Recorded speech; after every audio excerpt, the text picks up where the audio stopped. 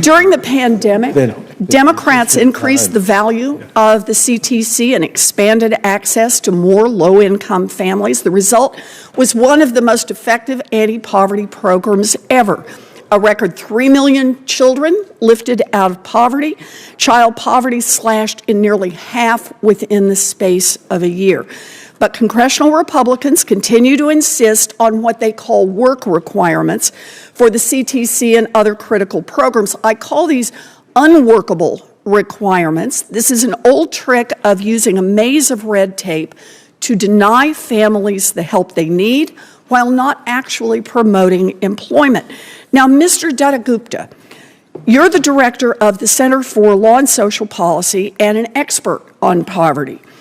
So tell me, have work requirements, when applied to the CTC, to Medicaid, to SNAP, to TANF, whenever they've been applied, actually helped families find good jobs and escape poverty?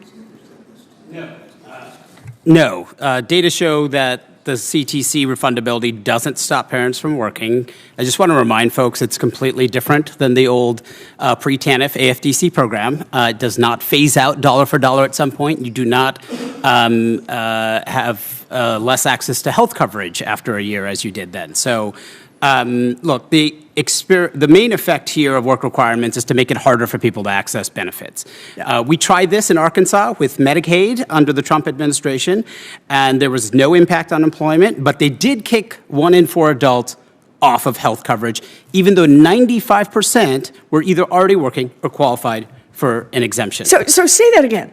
So they put work requirements in place, and the consequence was not to boost the number of people who were working at all, but you did lower the rolls of people who got the benefits that they were legally qualified for. And you said what portion lost their benefits? 1 in 4 adults. 1 in 4.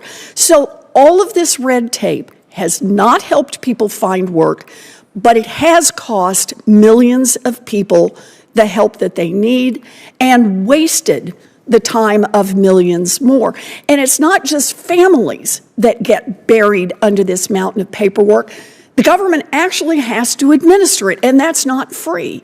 So, Mr. Datta-Gupta, in addition to costing families their benefits, can you tell us a little bit about what work requirements actually cost the government? Yes, you're right, Senator Warren. Administering these complex rules inevitably costs the government money. So again, if we look at when the Trump administration tried to apply work requirements in Medicaid, the Georgetown Center for Children and Families estimated costs for states that were interested, or in the case of Arkansas actually implemented the program, and they found that the costs varied from tens of millions a year to hundreds of millions a year in just implementing the work requirements. So this is not a path toward simplifying. Time is running out, friends. There is a looming deadline to take action and claim leftover stimulus checks. Our federal government has announced that many Americans can collect as much as $1,400. But these checks will not be sent out automatically. My dearest friends, please make sure that you watch until the end of this video for all of the information. Also, tomorrow, I will be announcing more winners for the $75 Walmart gift card giveaway. My friends, please make sure that you enter the giveaways by clicking and liking several of my videos, and then comment below the keyword of each video that you watch.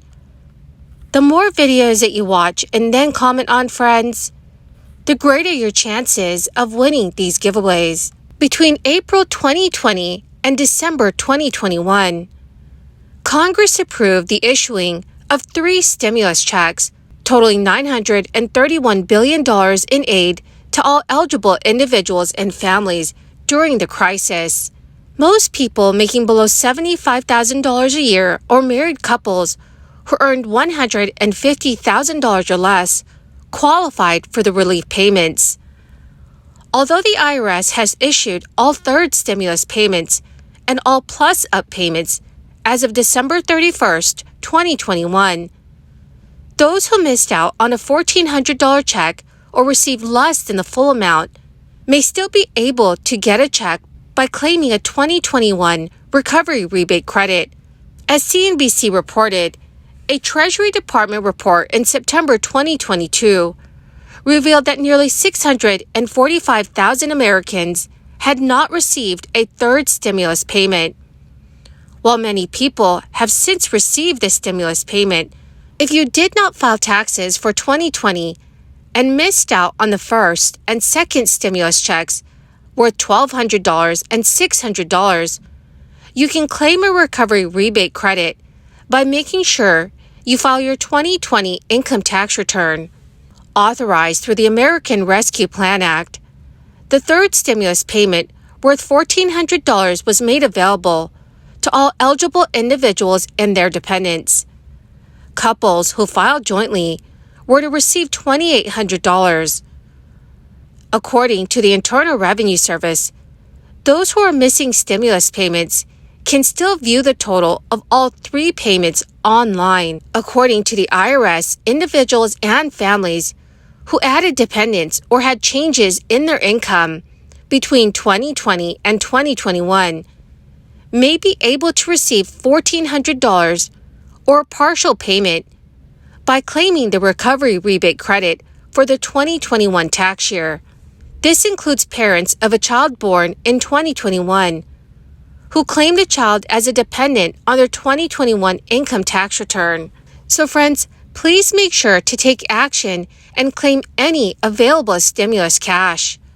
Now, according to CNN News, renters and homeowners are experiencing inflation differently, and unsurprisingly, renters are taking the hit.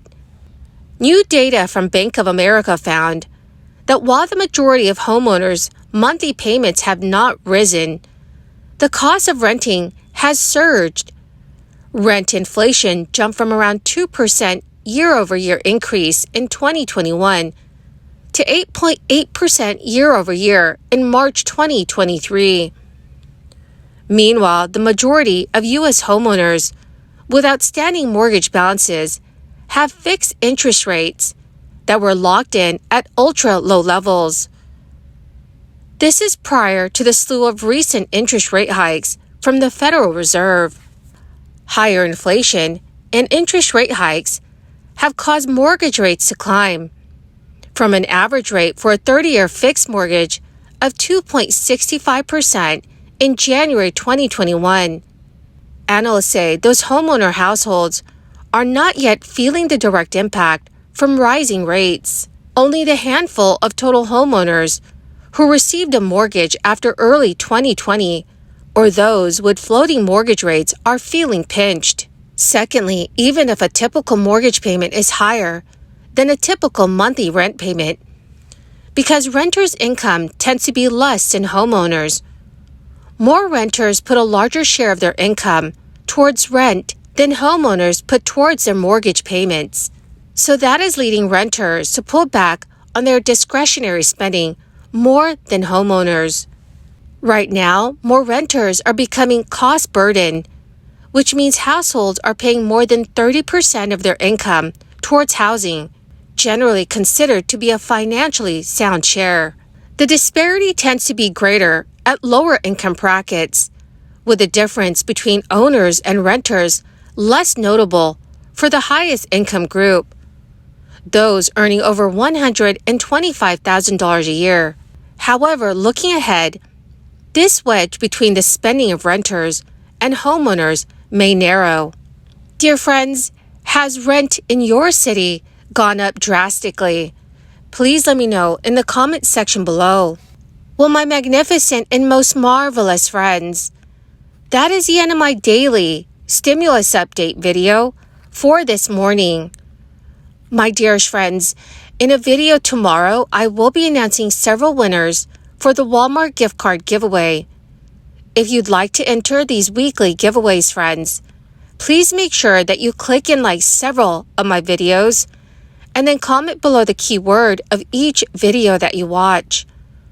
The more videos that you watch and then comment on, friends, the greater your chances of winning the giveaways. Thank you so much and have a wonderful and very blessed Thursday.